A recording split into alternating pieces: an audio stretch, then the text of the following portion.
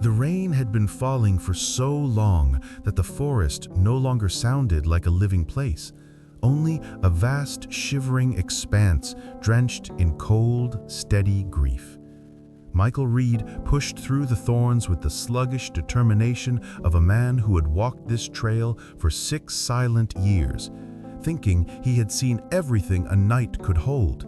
But nothing prepared him for what his flashlight revealed beneath a low, tangled shrub.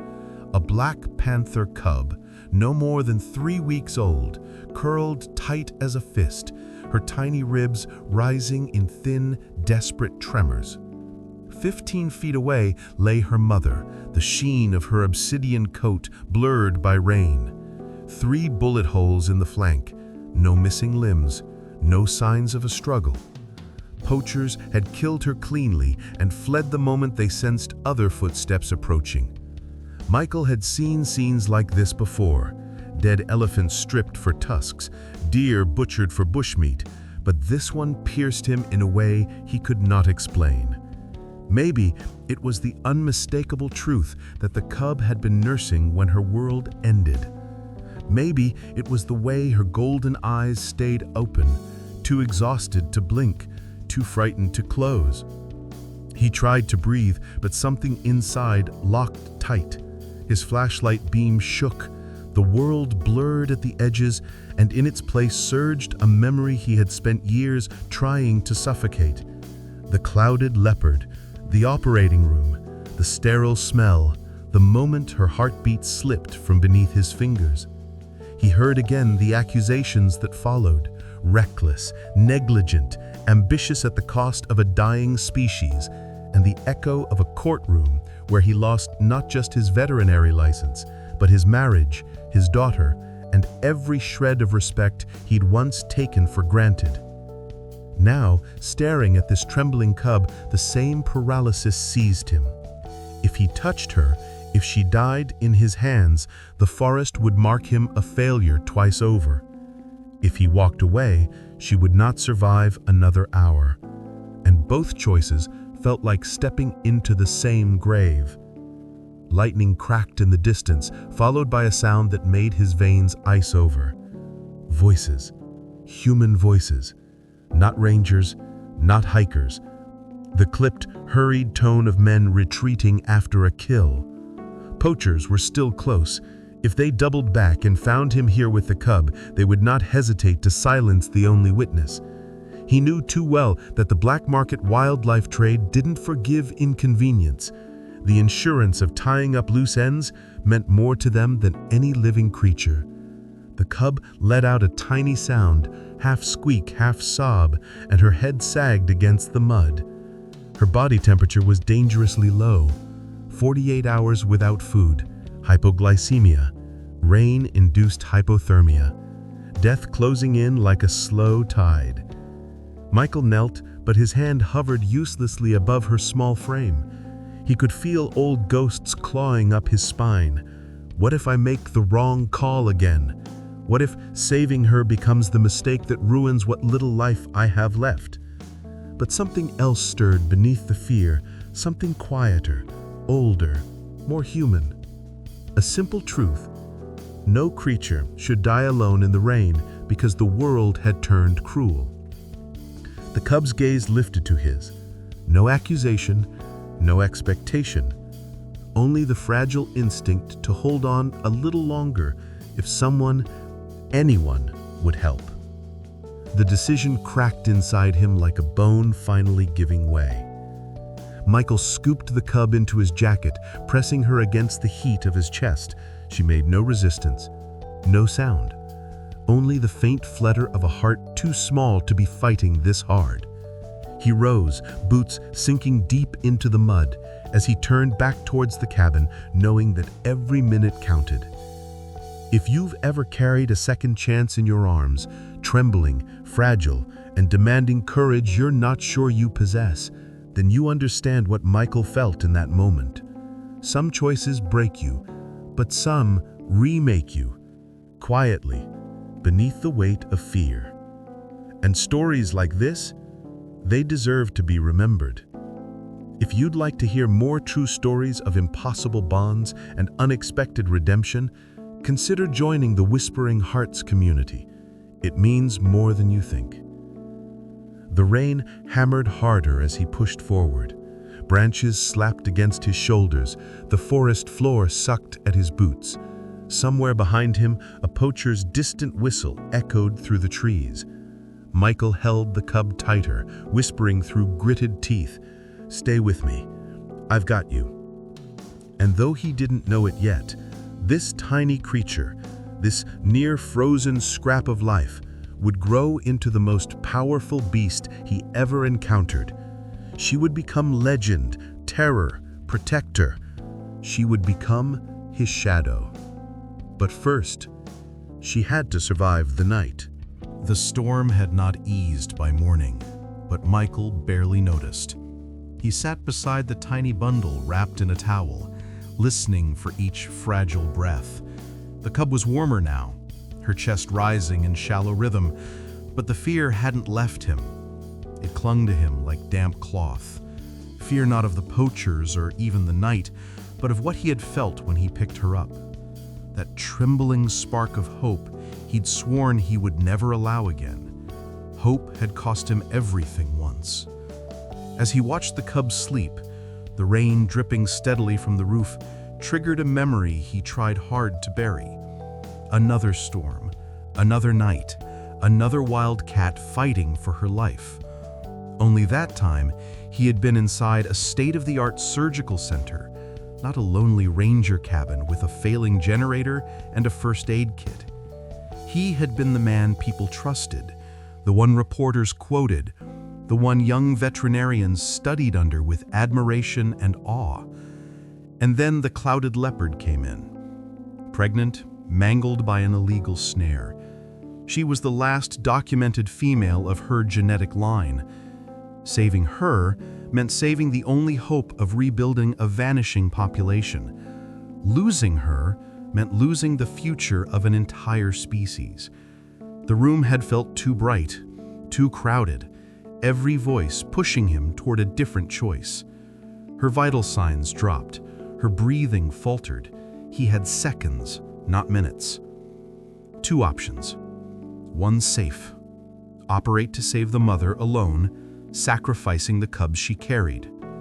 The other, a complex, nearly impossible procedure, might save both, but the margin of error was razor thin. Every instinct urged caution, every protocol demanded it. But he looked at the sonogram, saw the faint shapes of unborn life, and something inside him refused to accept a world where he didn't at least try. He chose the risky surgery. He chose hope. He chose wrong. He could still feel the moment her heartbeat stuttered under his fingertips, then faded completely. Silence in an operating room was never truly silent, but that night it was. A suffocating, accusing silence that wrapped around him like barbed wire. The cubs followed within minutes. The monitors went flat. The head of the center, Dr. Harris, stepped back as if distance could absolve him, and the eyes of the entire team turned to Michael, not with compassion but judgment, cold, heavy judgment. The investigation came swiftly, like a tide that offered no footing. Harris shifted responsibility with practiced ease, framing Michael as reckless, driven by ego, unwilling to follow standard procedure. The media latched on to the narrative. Ambitious vet gambles with last female of the species, loses everything. His name became synonymous with failure, the kind people whisper about at conferences and use as cautionary tales in classrooms. At home, things unraveled faster. His wife, Lisa, tried to shield their daughter Anna from the reporters camping outside the porch, but the whispers at school followed her everywhere. Students repeating headlines they barely understood, teachers watching her with pity. She stopped coming home after classes, spending long evenings at the library just to avoid passing the ring of journalists near their porch. When the divorce papers came, they were quiet, almost gentle, like two people acknowledging the damage was too deep to mend. Lisa never accused him. She didn't have to. The world had done it for her, over and over, until even silence felt like condemnation. He left the city soon after, taking the ranger position because it required no decisions, no surgeries, no chances to fail anyone ever again. Observation only, patrol only, report only. A life without choices, a life designed to keep him away from anything fragile enough to break. Now, as he watched the Black Panther cub sleep, he felt that old weight press against his ribs, heavy, suffocating, familiar. This tiny creature had forced him into a choice again, a choice that carried the same terrifying possibility, that he might not be enough, that he might lose her the way he lost the leopard, the way he lost his family, the way he lost himself. But beneath the fear, something unexpected stirred, an ache. Not the sharp sting of guilt, but something softer, more dangerous. The memory of what it felt like to fight for a life, because it mattered. The memory of a purpose that once made him proud. Outside, the rain slowed to a steady patter. He reached out, brushing a fingertip along the cub's paw. She twitched, but didn't pull away. A fragile thread connected them in that moment, thin, quivering, but real. Michael exhaled, long and unsteady. The past had buried him, yes. But this cub, she might be the one thing with enough strength to dig him back out. "Hang in there," he whispered. "Just one more night." And for the first time in years, he wasn't entirely sure whether he was saying it to her or to himself. The wind shifted by late afternoon, carrying the scent of wet earth and something colder. Fear, maybe, or the memory of it. Michael stepped out of the cabin for the first time since the storm began, his boots sinking into the softened ground. Behind him, wrapped in a nest of towels and gentle heat, the tiny cub slept with the unsteady breath of a creature perched on the edge of survival. He had done what he could for now. The rest of the fight would come in waves. He scanned the tree line, listening. The forest still felt tense, as if holding its breath. And somewhere beyond the tangle of vines and ancient trunks lay proof of what he already knew. Poachers didn't leave a kill behind unless they were startled or interrupted. Something had pushed them off their hunt last night. Something had made them retreat before they could strip the mother panther for her hide and bones. He replayed the distant whistle he'd heard, short, sharp, purposeful. It wasn't the whistle of a man calling a dog. It was the whistle poachers used to signal danger or regroup. They were close, still. And if they realized the cub hadn't died with its mother, they'd come looking for it. Young black panthers fetched a price high enough to make men cross borders for a chance at the payday. The very thought made Michael's stomach twist. He knelt beside the mother's body again. Rain had washed away most footprints, but the pattern was unmistakable. The same style of clean, precise kill he'd seen before. The same signature group that had once slipped into the Bengal Reserve years ago, the night the clouded leopard was brought in wounded. That connection chilled him in a way the rain never could. He wasn't just facing generic poachers. He was facing the same network that had triggered the tragedy that ruined his life. And now they had stepped into his forest, his patrol zone, his night. He swallowed hard. This wasn't just about saving a cub anymore. This was the past circling back with teeth bared. He started back toward the cabin, every step weighed down by a decision he knew he couldn't outrun.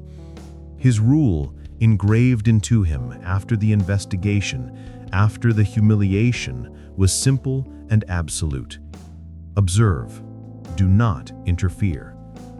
It was the oath of a man who had accepted he could not be trusted with life or death choices.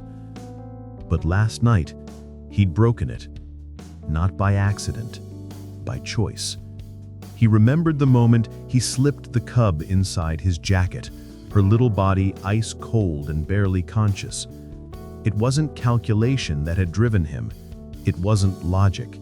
It was something far older than training, something closer to instinct. A refusal to let another life slip through his fingers while he stood frozen in fear. Still, a familiar voice whispered inside him now. What if she doesn't make it?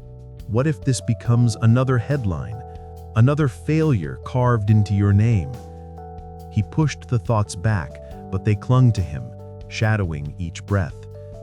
As he approached the cabin door, a sudden movement caught his eye. Something dark slipped between the trees, lingering just beyond visibility. Not an animal, too tall. A man. Watching. Then gone. His pulse kicked hard. The poachers weren't just nearby, they were scouting. He ducked inside the cabin and shut the door carefully, every sense sharpened. The cub stirred at the sound, letting out a faint peep of discomfort. Michael hurried to check her temperature, still low, but climbing. Her breathing still shallow, but no longer erratic. Against all logic, she was holding on. He sat beside her, running a hand over his face, feeling the day's weight settle on his shoulders. He had one chance, one narrow chance to turn the tide. Every hour mattered, every decision mattered. He whispered, mostly to himself, "I can't lose you too." The cub blinked slowly, as if trying to respond, and in that tiny gesture, something inside him shifted again, this time not toward fear, but resolve. Whatever came next, the poachers, the forest, the ghosts of his past, he would face it. He had already crossed the line by saving her. Crossing it again wouldn't matter. He checked the heating pad, adjusted the thick towel around her, and added a few drops of hydration formula to the syringe. Carefully, slowly, he fed her again, watching her swallow with weak determination. Every drop she accepted felt like a promise. It did not escape him that hope had betrayed him once, but losing hope entirely had betrayed him even more. Outside, a branch snapped, too heavy to be wind. Michael stiffened, listening. Another footstep, then silence. The kind of silence that meant someone was choosing not to be heard. He ducked to the window slowly, peering out through the slats. For a moment he saw nothing but shadows layered on shadows. Then, there, a figure slipping away, heading toward the trail. Something told him they weren't done with this place. Not tonight. Not while a valuable cub might still be nearby. He closed the curtain and turned back toward the tiny creature, fighting for her life. His life had been defined by a mistake he could never erase. But maybe, just maybe, this was his chance to write something different. Not to undo the past, nothing could, but to refuse to repeat it. He knelt beside her again, whispering, "I'll do whatever it takes. You hear me? Whatever it takes." And as night settled over the forest like a heavy blanket, Michael Reed understood that the choice he made under that storm would change everything. Because this time, he wasn't choosing to save a species or prove a theory. He was choosing to save one small, shivering life. And that made all the difference. The next 3 days blurred into a long, breathless vigil. The rain eased only enough to let the cold settle deeper into the cabin walls, and Michael felt every degree of it. He barely left the cub's side except to heat water, mix formula, or scribble notes with the rigid precision of a man who feared that a single missed detail might cost a life. Sleep became something he brushed against occasionally, like a passing thought. Each time his eyes closed, the memory of the clouded leopard snapped them open again. The cub, still nameless, still small enough to fit in the cradle of one hand, fought in her own quiet way. Her breaths were fragile puffs, her body a furnace struggling to relight itself. Whenever he checked her temperature, his heart pounded a little too hard, waiting for the number to rise or fall. 92, 93, 94 degrees. Still too low, still dangerous. He warmed her slowly, rotating towels, checking the heating pad with the fingertip precision of an old surgeon who once trusted his instincts without question. By the second night, his hands shook so badly he had to steady them against the table before preparing another syringe of formula. He whispered to her as he fed her, hoping his voice alone could coax her back. "Easy, little one. Slow sips. You're stronger than you know." She swallowed each drop as if every swallow was a decision. But the fear never stopped. Each time her breathing paused too long, Michael leaned close enough to feel her faint warmth and prayed he wasn't watching another heartbeat fade. At dawn on the third day, her temperature crept into the high 90s, and though still below normal, it was a foothold on the cliff she'd been dangling from. Her trembling eased, her eyes opened, just barely, and for the first time, they held recognition, not just instinct. That small spark nearly unmade him.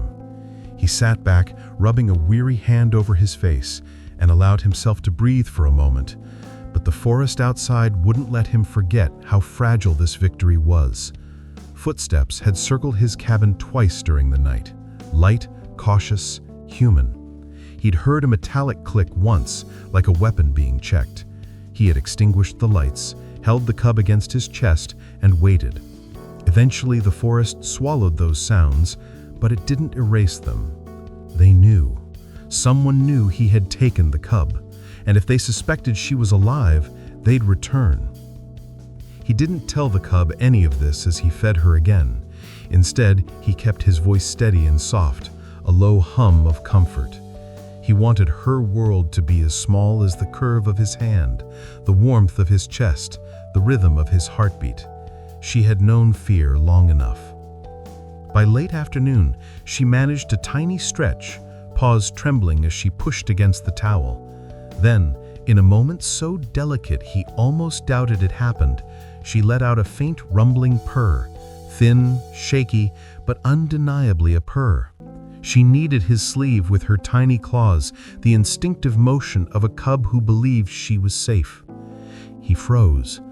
No creature had sought his comfort since before the scandal, before the long unraveling of his marriage, before Anna's eyes filled with confusion and hurt. The purr cut through him like a warm blade, releasing something he had kept locked for years. His throat tightened. Tears slipped down his face before he could stop them. "You're fighting," he whispered, voice breaking. "You're really trying." And in that flickering moment, he wasn't the disgraced vet or the man living out a self-imposed exile. He was simply someone trying to keep a fragile life alive. That night, fatigue finally cornered him. He sat on the floor beside the makeshift nest and leaned against the wall, intending only to rest his eyes. When he startled awake a few hours later, he panicked until he saw her. The cub was still breathing, her tiny flank rising steadily, her paws tucked close beneath her chin. Her temperature had climbed another degree, her hydration levels were adequate. He exhaled a shuddering breath of relief, then froze. A noise outside. Light. Footsteps. Someone was close again. Too close. He slid to the window and peered through the narrow crack. A figure moved between the trees, tall, careful, stopping every few paces. A faint beam of a flashlight cut across the underbrush, sweeping with purpose, searching. Michael's pulse hammered. Not a ranger, not Singh, a poacher. Had to be. He backed away from the window, heart pounding against his ribs. His first instinct was to grab the cub and flee out the back, but one look at her, still weak, still fragile, stopped him. She wouldn't survive the cold. She wouldn't survive the run. He stayed still, barely breathing, until the footsteps drifted farther, swallowed by distance. It took several minutes for his hands to stop shaking. When the threat finally passed, he returned to the cub's side. She shifted in her sleep, letting out a soft squeak that felt like an anchor. "You're safe," he whispered, though he wasn't sure he believed it. "I'll keep you safe, no matter what comes." The promise surprised him. It was too big for one man alone, too dangerous, too heavy. Yet he said it anyway, and meant it. Because after 72 hours of fighting for her life, something was unmistakably clear. Saving her wasn't just about her anymore. It was about saving the part of himself he'd buried under guilt, fear, and silence. A part he wasn't ready to lose again. Morning crept into the cabin slowly, a pale light filtering through the warped wooden slats. Michael blinked awake to the faintest vibration, a tiny rumble against his forearm. The cub, wrapped in her small towel nest, was purring again, stronger this time, clearer, as if her body had finally decided it wanted to stay in this world a little longer. He let out a breath he hadn't realized he was holding. For days he'd lived in a narrow tunnel where every second revolved around the rise and fall of her breath.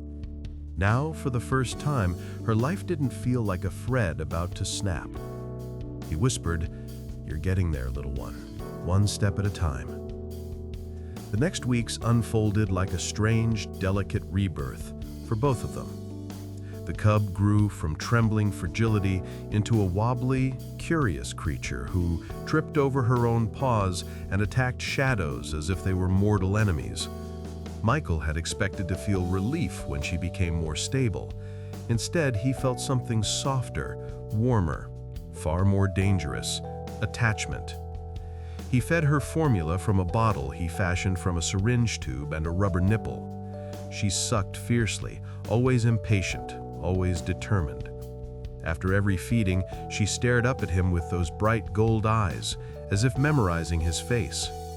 She learned his scent, his voice, the rhythm of his footsteps. She began following him across the cabin floor, slipping on the wooden boards with dramatic indignation, then climbing onto his boot with triumph as if conquering a mountain. Michael tried, truly tried, not to let himself indulge in the feeling that grew inside him as she did. But every time she curled against his chest with absolute trust, he felt the same ache, the pulse of something he had long buried. He hadn't been needed by anyone in years. Not really. Not wholly. The cub changed that. He named her Shadow one evening after she crawled behind him for the 12th time in a row, faithfully matching every step he took on the cabin floor. "You really are just a shadow, aren't you?" he murmured. She chirped in response and butted her head against his knee as if accepting the title. Shadow grew quickly. At 6 weeks, she discovered climbing, much to Michael's alarm. He awoke one morning to find her perched atop his bookshelf, proud and confused in equal measure. When he reached up to retrieve her, she meowed in protest as if insulted he'd interrupt her conquest. Her claws snagged the wood, and he winced as she slid down into his arms with the grace of a falling potato. Shadow, however, held her head high, certain she had executed a perfect descent. But not every day was joy. The forest pressed close around the cabin with its own warnings.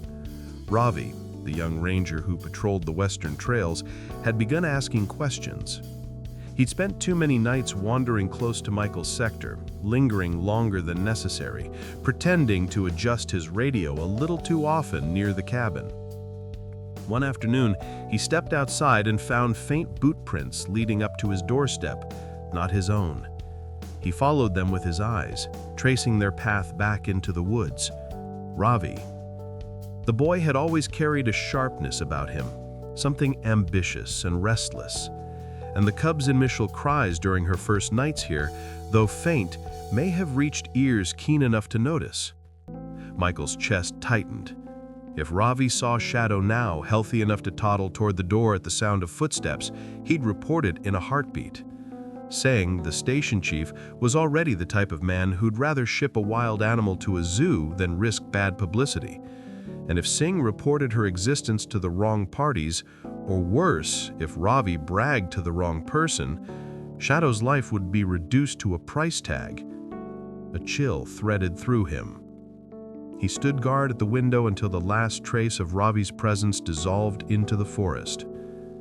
That night, Shadow padded across the cabin floor while he sat writing in his battered notebook. She tried to climb onto his lap, slipped, and landed on her side with an injured squeak. He scooped her up before she could attempt another misguided ascent. "You're trouble," he muttered gently, rubbing her small ears. "You know that?" She purred louder than she ever had, a warm, buzzing vibration that filled the quiet room. It was becoming harder to deny. She wasn't just surviving. She was binding herself to him, thread by thread, breath by breath. By the 12th week, she had grown sleek and confident, her once blue eyes now deep gold, her coat darkened to a glossy black that shimmered in certain angles, revealing faint rosette patterns beneath. And her favorite place, absurdly, remained his boot. She stalked it with theatrical intensity, pouncing on it as if it were her sworn enemy. One rainy evening, as he finished writing a patrol report, Shadow approached him and pressed her nose gently to the back of his hand. A soft, brief touch. A gesture so deliberate it felt like language. She had done this only once before, during her weakest hour, when she first accepted warmth and life from him.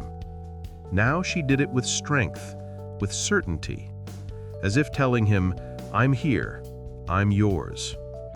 The realization hit him with quiet force.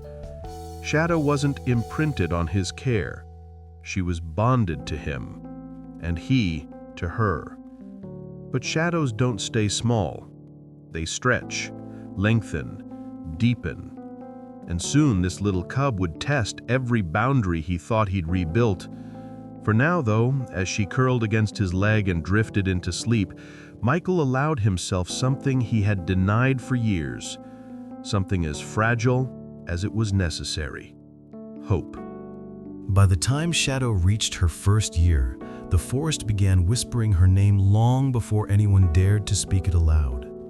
She had grown into a sleek, muscular presence, silent as falling ash, black as the monsoon midnight. When she moved, the jungle itself seemed to part for her. And every night, just before the sky faded into true darkness, she slipped from the trees and fell into step behind Michael, 3 paces back, exactly where she believed she belonged. No one trained her to do this. She simply chose it. And the forest noticed. It started with murmurs among the rangers stationed along the outer trails. A blurred shape seen at dawn following a lone man. 2 golden eyes glinted behind him like twin lanterns. Stories grew faster than footprints on wet ground. The ranger who walked with a demon, a panther who protected a human, a beast bound by loyalty instead of hunger. The name spread in hushed admiration and uneasy awe. Shadow Walker. A man who patrolled with the darkness itself. Michael hated the attention. He had spent 6 years mastering invisibility, and he wanted no legends, no rumors, no stories tracking him through the trees. Yet even he couldn't deny how Shadow had changed the balance of the forest. Poaching in his sector plunged to almost nothing. Not because of stricter regulations, not because Singh ran tighter patrols, but because hunters began spotting a black silhouette crouched in the branches above them, eyes glowing, silent, watching. Shadow never attacked unless threatened, but fear doesn't need violence to grow. It only needs imagination. And poachers had very vivid ones. But legends have a way of reaching ears they shouldn't, and this legend reached the wrong man. One dry, brittle morning, Michael found a snare half buried near the riverbank. Not a crude loop of wire, but a professional-grade trap, the kind used by hunters who knew exactly what they were doing. The steel teeth gleamed. The mechanism was oiled. Whoever placed it was skilled and meticulous and confident enough to roam deep into protected territory. A cold knot formed in Michael's chest. He'd seen this craftsmanship before. Kareem. The same poacher who'd killed Shadow's mother. The same man whose traps were responsible for the clouded leopard's wounds 8 years earlier. Kareem always left a tiny scratch mark on the latch, a personal signature, arrogant and unmistakable. And it was carved onto this trap like a taunt. He stared at it for a long time, the air growing tight around him. He knew Shadow could easily blunder into it. She was smart, but not yet seasoned in the cruel tricks of men. Poachers didn't play fair.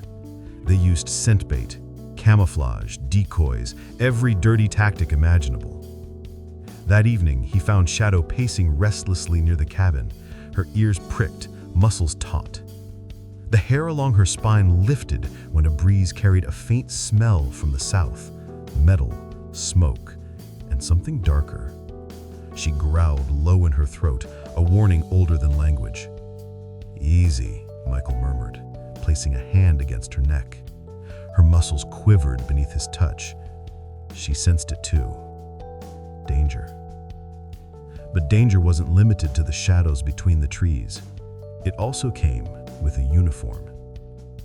Ravi, the young ranger who was suspicious for months, had grown bolder. Michael spotted him near the cabin twice in a week, pretending to map trails that had already been mapped decades earlier. Ravi's ambition made him reckless, and his curiosity toward Shadow became more a hunt than a harmless interest. One night, as Michael and Shadow headed out for patrol, a flashlight beam flared between the trees. Ravi stepped out, his boots crunching sharply on the underbrush. "You hear anything strange lately? People say something's been following you." Michael kept his voice even. "People say a lot of things." Ravi's gaze flicked past him, scanning the shadows with a hunger he didn't bother hiding. "If you see anything unusual, Singh wants to know. Dangerous animals need to be managed, you understand." Shadow stiffened behind Michael, her breath hot against his leg. Ravi tilted his head slightly, sensing movement but unable to pinpoint it in the dark. Michael stepped forward, blocking his view. "I said I'll report what needs reporting." Ravi lingered a moment too long before turning away. He didn't catch a glimpse of her, this time. But Michael knew that miracles didn't last forever. Shadow followed him silently along the trail, touching her nose to his hand once, a quiet reassurance. But her eyes were restless, scanning the branches, watching the wind. Something out there was shifting, drawing closer. The deeper they ventured into the forest, the more signs Michael saw. Boot prints half-washed by recent rain, nylon fibers snagged on bark, cigarette butts ground into the earth. Kareem's men never traveled alone, and they certainly never wandered without purpose. During the patrol, Shadow suddenly froze, crouched low, and released a quiet chuff, her signal. Michael followed her line of sight. Far away, barely visible through the dense foliage, a silhouette moved, tall, broad, predatory in posture if not species. The figure raised something metallic. A scope caught a glint of moonlight. A rifle. Michael's heart dropped into a cold pit. He clicked his tongue twice. Danger. And Shadow vanished instantly, melting into the dark. He stepped backwards, slow and silent, refusing to turn his back on the threat. The moment he slipped behind a thick tree trunk, a soft click cut the air. The sound of a safety latch releasing. He didn't breathe again until the figure faded into the night. When Shadow reappeared, she pressed her head against his hip, her tail flicking sharply. She hadn't been worried for herself. She had been worried for him. The weight of that thought settled heavy inside him. He returned to the cabin long after midnight, his mind knotted with truths he could no longer avoid. Shadow was no longer a secret. Not to the forest, not to the rangers, not to the eyes that hunted under the cover of night.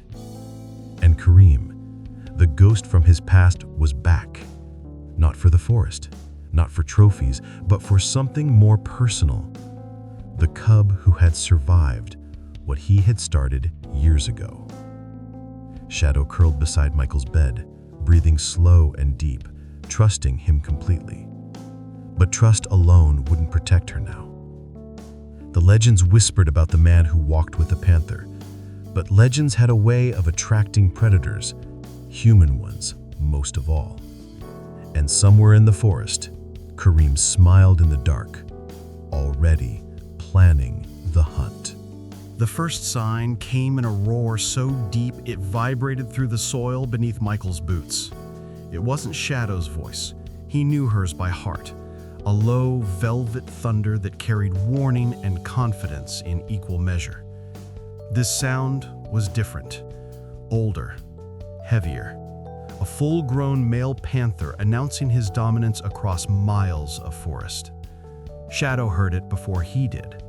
She rose to her feet beside the cabin, muscles tensing, her tail twitching in an instinctive rhythm no human could read. Her golden eyes sharpened, scanning the darkness where the roar had rolled like distant thunder. When the sound faded, she stayed rigid, as if the forest itself had reached for her and refused to let go. Michael stepped beside her. "Easy," he murmured, though the word felt useless. Wild instincts were not something a whisper could quiet, not even from him. That night on patrol, Shadow was not herself. She drifted ahead, then circled back, then vanished into the undergrowth only to reappear moments later, restless and alert. She scented the air constantly, her ears swiveling with unease. She stayed close, but not in the steady, measured rhythm she had kept for years. Michael felt the change in her like a shift in the air before a storm. She hadn't grown distant, just divided. Part of her walked with him. Part of her was already slipping into the deeper forest where the call had come from. As they moved along the old guard trail, a second roar shuddered through the trees. Shadow stopped dead. This time, she didn't look confused. She looked cold. Michael's stomach tightened. "Go, if you need to," he whispered. Shadow didn't move. Instead, she pressed her head against his hip for a brief moment, one soft, grounding gesture, then continued walking behind him. But nature doesn't ask permission twice. Within days, the signs multiplied. Fresh claw marks on trees, high, deep, unmistakably territorial. A strong musk drifting across trails Shadow lingered on far too long. Footprints larger than any male Michael had seen in these parts. Singh, the station chief, began circling too, though his instincts were far less noble. He arrived at Michael's cabin under the pretense of routine inspection, but his eyes roamed too deliberately. "You've seen any unusual wildlife activity?" Singh asked, tapping his boots together as if impatient. "Nothing out of the ordinary," Michael replied. Singh's gaze shifted toward the forest. "Ravi says he heard strange sounds near your sector. Sounds like a large cat." Michael kept his expression calm, though something cold slid down his spine. "This is Panther country," he said simply. "Strange would be not hearing one." Singh didn't smile. "If you see one too close to human roots, you report it. Dangerous animals must be contained before they become a liability." Contained. Michael knew what that meant. For Singh, a caged panther was safer than a wild one, and far more profitable if quietly sold to a private facility. When Singh left, Shadow appeared from the trees, head low, sensing the tension. She brushed his hand with her nose. A reassurance. A question. That night on patrol, the male roared again. Shadow trembled, not with fear, but the primal pull of nature urging her to a life larger than the cabin, larger than patrols, larger than the quiet bond she shared with one man. Michael watched her pace circles around the cabin, torn between instinct and loyalty. The sight carved something deep inside him, deeper than grief, deeper than fear. He knew animals. He knew biology. He knew what the forest demanded of her. And he knew what holding her close now would turn him into. A man who kept a wild creature small because he feared losing her. He refused to become that man again. The last time he fought nature, he lost everything. The clouded leopard had died because he had reached too far, tried to control what shouldn't be controlled. Now the forest was offering him a chance to choose differently. To choose her, not himself.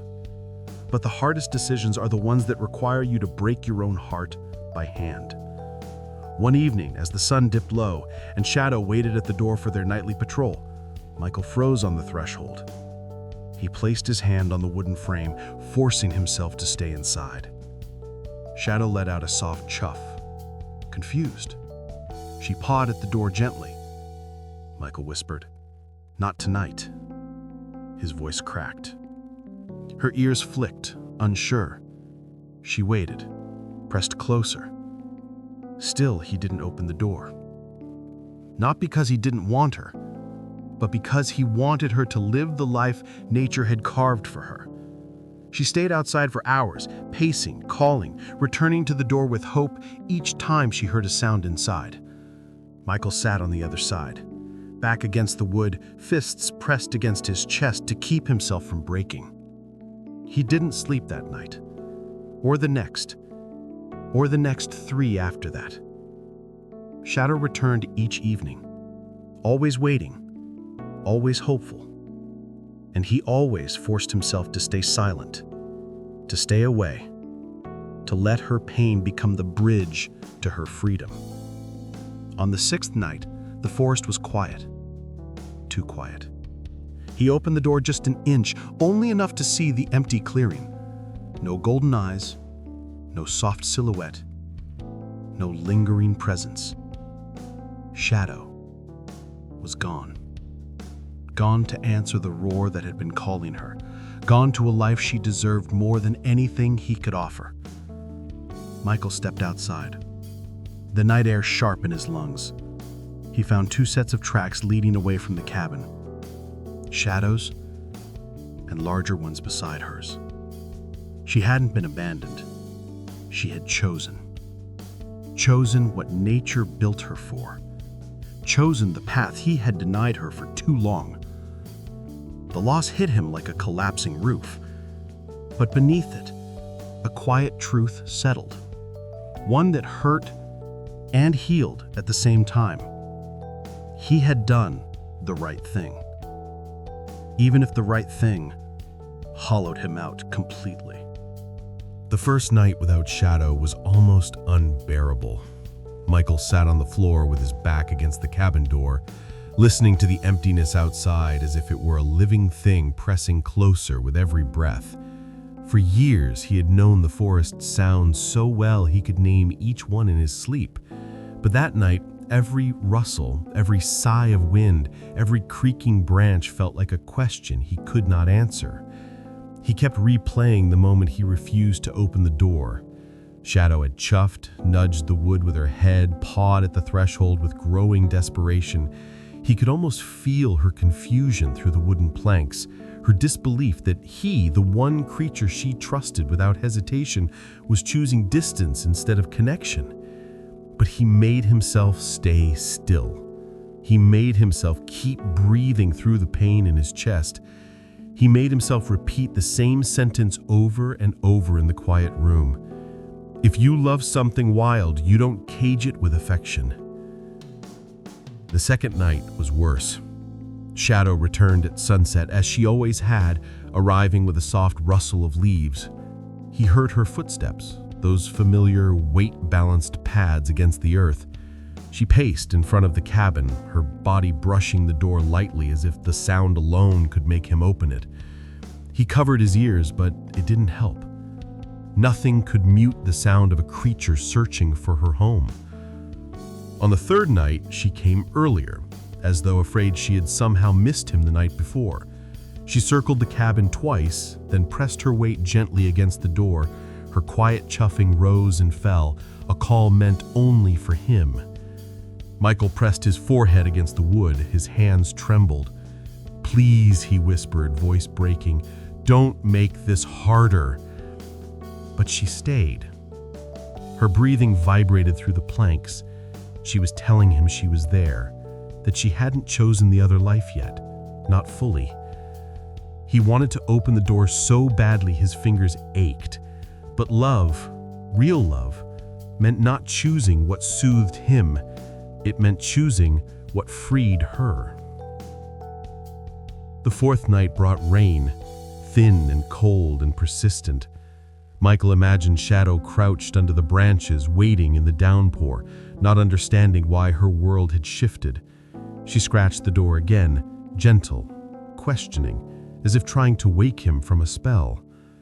He cried then, quietly, with his fist pressed to his mouth, refusing to break the silence he'd created. He knew her staying was no longer the right thing for her. If he opened that door, she would step back into a life that no longer fit her, a life too small for her instincts, her strength, her future. Letting her go was not a moment. It was a war he had to fight every hour. On the fifth night, the forest grew agitated.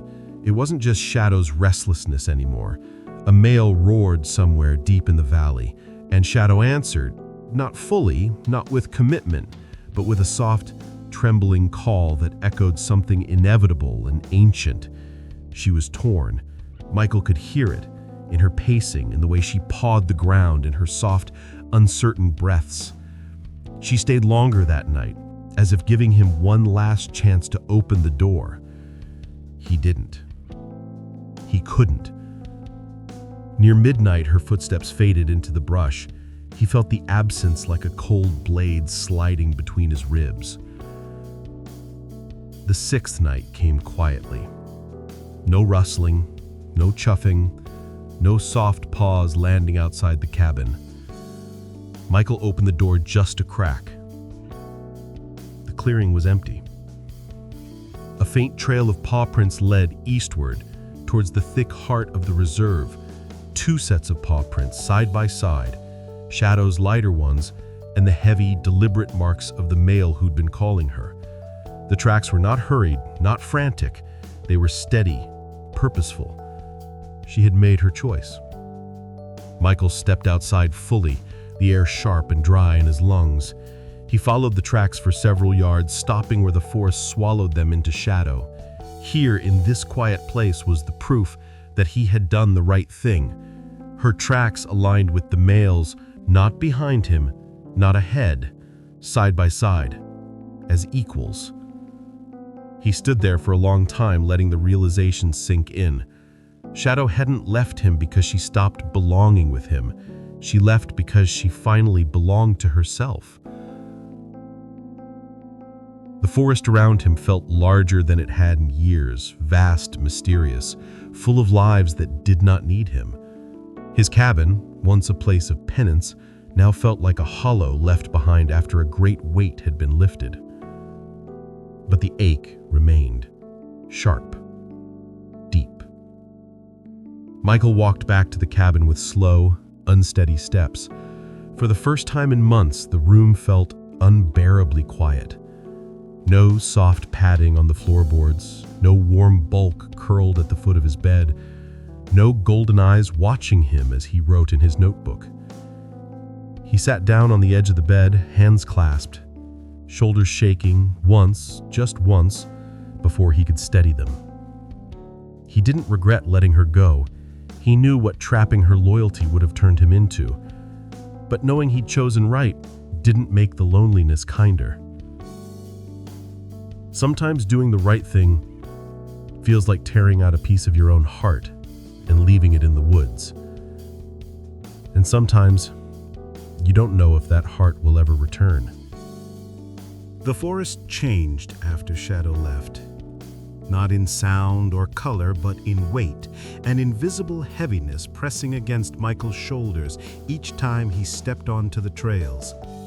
He still walked his patrols with the same steady gait he'd practiced for years, but without the soft pad of Shadow's paws behind him, the nights felt longer, emptier, too quiet in all the wrong places. He forced himself to focus on the routine. It was the only thing he had left. Walk, listen, record, repeat. But some losses don't slip away quietly. They echo through everything a man does. By the third week, he found himself pausing on certain turns of the trail, eyes drifting toward the shadows where she used to linger. He listened for her chuff, soft, low, always meant only for him. But only the wind answered. In the fourth week, he stopped calling out to her in his head. In the fifth, he stopped expecting to see her. But his heart, it resisted learning the lesson. Then, one morning near the end of the fifth month, something new appeared along the trail.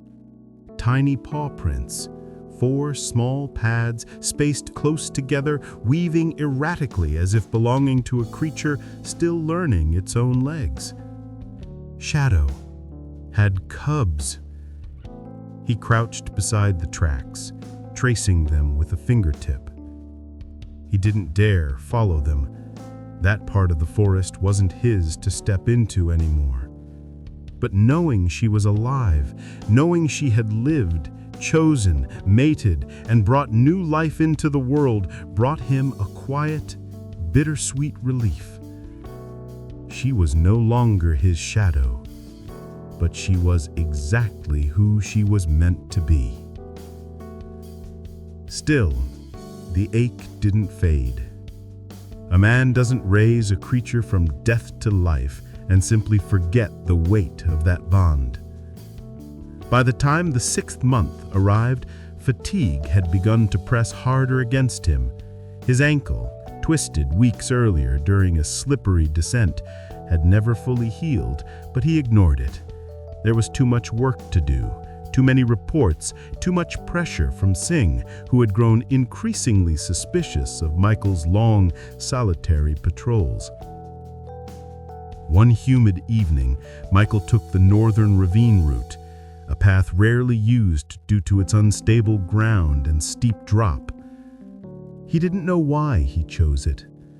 Maybe he wanted quieter air, maybe the loneliness pushed him deeper into the forest, or maybe some wounded instinct hoped he might catch a glimpse of golden eyes watching him between the trees. But the forest had other plans. The ground had grown soft from recent rains. He stepped onto what looked like solid earth, then felt it collapse beneath him.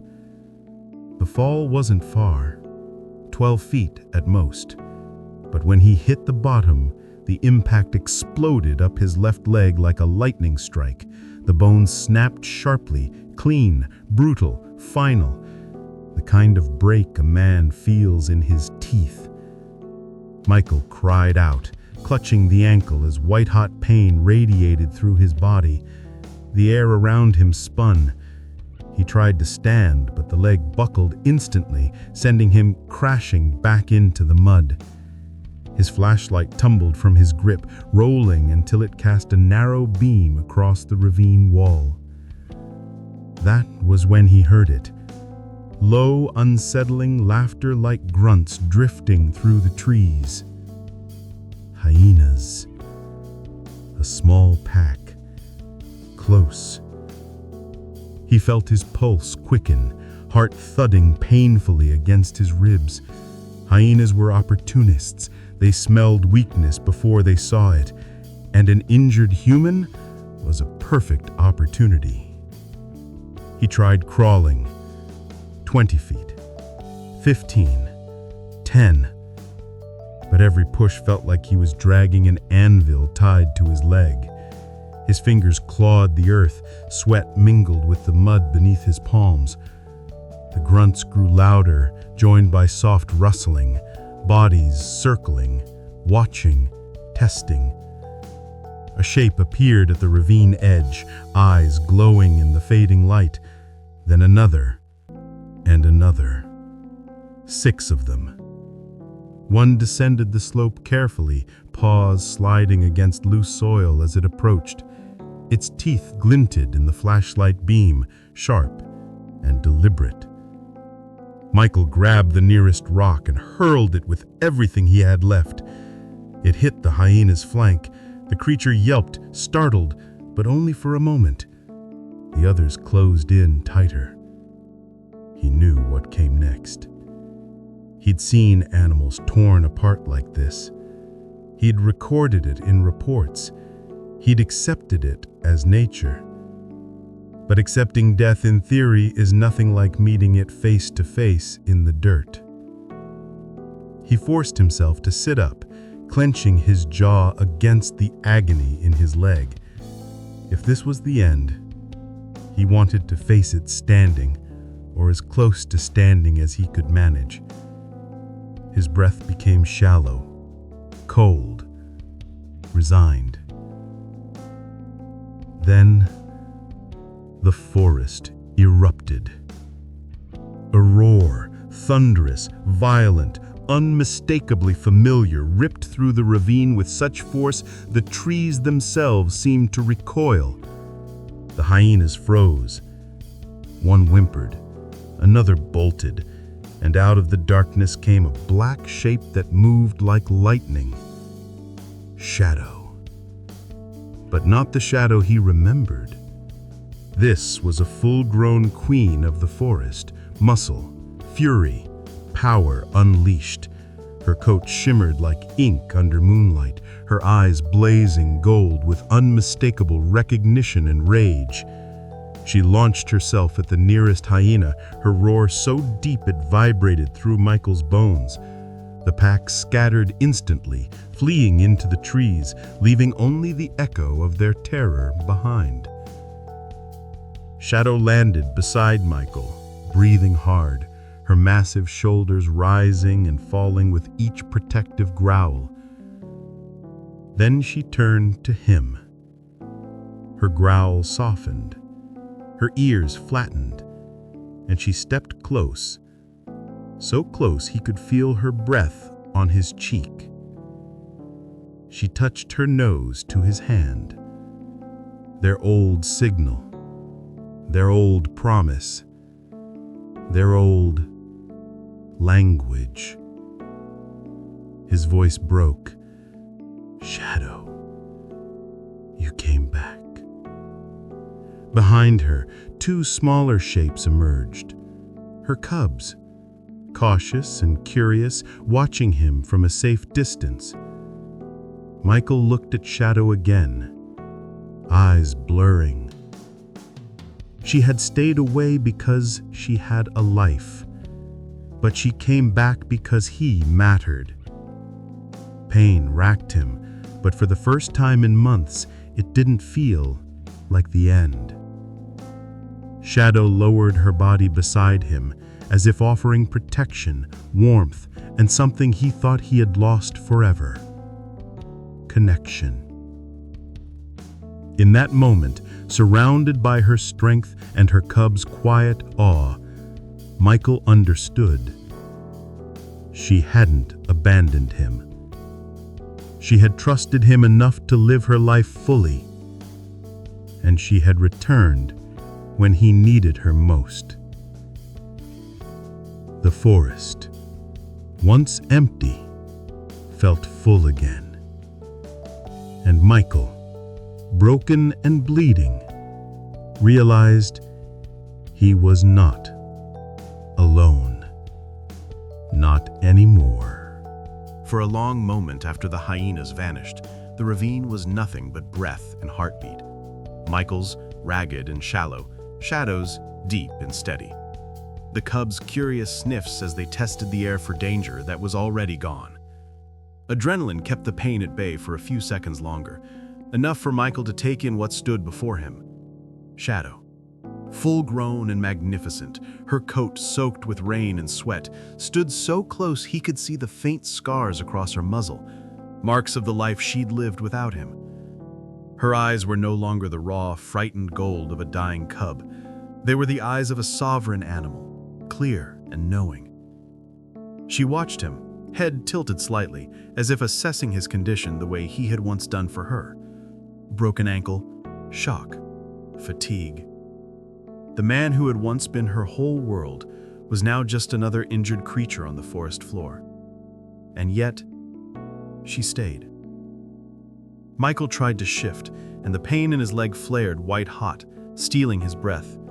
He gritted his teeth, forcing himself to sit upright. "I'm all right," he lied, voice hoarse, "or I will be." Shadow moved closer, slowly, carefully, as though remembering the fragile bones of the small hands that had once lifted her out of the rain. She lowered her head and nudged his shoulder lightly, steadying him. Her cubs remained at the edge of the beam of light, wide-eyed and alert, torn between curiosity and instinct. He reached out, hand trembling, and laid his fingers against the side of her neck.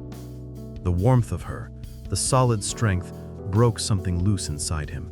All the months of holding himself together cracked in an instant. "I let you go," he whispered, the words spilling out before he could stop them. "I thought I'd never see you again. I thought that was the price." Shadow blinked slowly, untroubled by human ideas of cost and consequence. She did not flinch from his touch. Instead, she did what she had done so many times when she was small. She pressed her nose gently into his palm. It undid him. Tears came, raw, unfiltered, the kind he hadn't allowed himself since the day he watched the clouded leopard die under harsh surgical lights. He bowed his head against her shoulder, his fingers knotting in her fur, and sobbed like a man who had held sorrow too long without giving it a way out. She didn't move, didn't pull away. She took the weight of him the way he had once taken the weight of her tiny, half-frozen body into his arms. In that shared stillness, in that quiet corner of the ravine, they were no longer man and animal, ranger and predator. They were two beings bound by something older than species, a bond forged in fear, in survival, and in the choice to show up for each other when it mattered most. When the worst of the storm inside him finally eased, reality settled back in. His leg throbbed with every heartbeat. The sky above the ravine was darkening. Night would fall fast, and cold would follow. If he stayed where he was, broken and exposed, the hyenas would not be the only threat. They were leopards, wild dogs, even the simple danger of exposure. He needed to move. "Okay," he muttered, more to himself than to her. "We have to get out of here." There was a fallen branch nearby, thick enough to serve as a crude crutch. It took him 3 attempts to reach it, each motion sending sharp pain shooting up his leg. Shadow paced alongside him, mirroring his movements, her body tense and ready. He jammed the branch into the ground and hauled himself upright on one foot. The world spun for a moment, black creeping in at the edges of his vision, but he forced himself to stay conscious, to breathe through the dizziness. Shadow pressed her shoulder lightly against his side, offering balance without pushing. It was almost uncanny the way she knew exactly how much pressure to give. Her cubs watched, ears flicking, absorbing every movement as if they were learning a lesson they might one day need. Step by step, they began the climb out of the ravine. The slope was slick, the mud loose under his one good foot, but with Shadow bracing him, he managed. Each time he stumbled, she shifted her weight, catching him before he fell. Once, when he slipped and nearly lost his grip on the crude crutch, she swung around in front of him, blocking his path so he wouldn't slide back down. "Still looking out for me," he rasped, half laughing, half crying. "After all this time." When they finally reached level ground, his body shook with exhaustion. The cabin was still miles away. The path home would be slow, brutal, unforgiving. But there was no other way. They walked. Michael limped, leaning heavily on the branch, using every tree trunk and rock as a makeshift anchor. Shadow moved at his pace, not hers. She could have covered the distance in minutes on her own. Instead, she stayed beside him, matching his halting rhythm, every sense tuned to the forest around them. Her cubs trotted on the periphery, sometimes darting ahead, sometimes circling back, never straying far from their mother or the strange, limping human she clearly claimed as her own. The night sounds grew louder as the sky deepened into indigo, crickets, owls, the distant calls of unseen creatures. But Michael no longer felt like an intruder in it. For the first time in years, he felt included. As if the forest itself had acknowledged his place within it through the presence of the panther at his side. At one point, his strength faltered. His crutch slipped and he sank to one knee, breath tearing at his throat. "I don't know if I can make it," he admitted to the darkness. Shadow turned and stood in front of him, her gaze level with his, as if to say, "You've gotten me through worse. Get up." He thought of her as a tiny, half-frozen scrap of life in his arms. Of the nights he stayed awake just to count her breaths. Of the door he had closed to set her free. Of the tracks in the dirt the day he saw she had cubs of her own. He had fought for her when she was at her weakest. Now, she fought for him. With a groan, he pushed himself upright again. One more step. And another. And another. The first hint of dawn was bleeding into the sky when the outline of his cabin finally appeared through the trees, a familiar shape against the paling horizon. He stopped, staring at it as if it were something he had dreamed rather than lived in for years. Shadow slowed beside him. She looked at the cabin, then at the tree line, then back at him. A threshold, visible and invisible, lay between them. The wild and human world, her life and his. She walked with him until the packed earth of the small clearing crunched under his boot. Then she halted. Her cubs froze behind her, copying her stillness. Michael turned to face her, leaning heavily on his makeshift crutch. He was too tired to speak, too full to find the right words anyway. Shadow stepped close one last time and touched her nose to his hand. Gently, deliberately, the way she had as a cub on his kitchen floor and as a mother in the bottom of a ravine. "Thank you. I remember. You're still mine." The meanings were all there, layered in that simple touch. Tears blurred his vision again, but this time they weren't just from pain. They were from understanding, finally, fully, that love had never been about keeping her. It had been about raising her strong enough, wild enough, free enough to come back only when she chose. He let his hand fall away. She stepped backward. With a final long look, full of something words could never hold, Shadow turned and melted into the trees. Her cubs followed like smaller shadows, 3 pairs of golden eyes vanishing between the trunks as the sun began to rise. The cabin suddenly felt both lonelier and more sacred than ever. Michael limped to the steps and sank down, the wood rough beneath him, his ankle throbbing, his whole body trembling with exhaustion and release. He had let her go. She had left. She had lived. And when his life hung by a thread, she had come back. The weight he had carried since the clouded leopard died, years of guilt, self-doubt, and quiet self-hatred shifted inside him. Didn't disappear. Some scars never do. But it loosened. It made room for something else. He had made impossible choices and survived them. He had learned when to hold on, and far more painfully, when to let go. That knowledge, that reunion, that walk through the dark with a panther at his side, it didn't just move him. It broke him open, so that at last, something new could grow.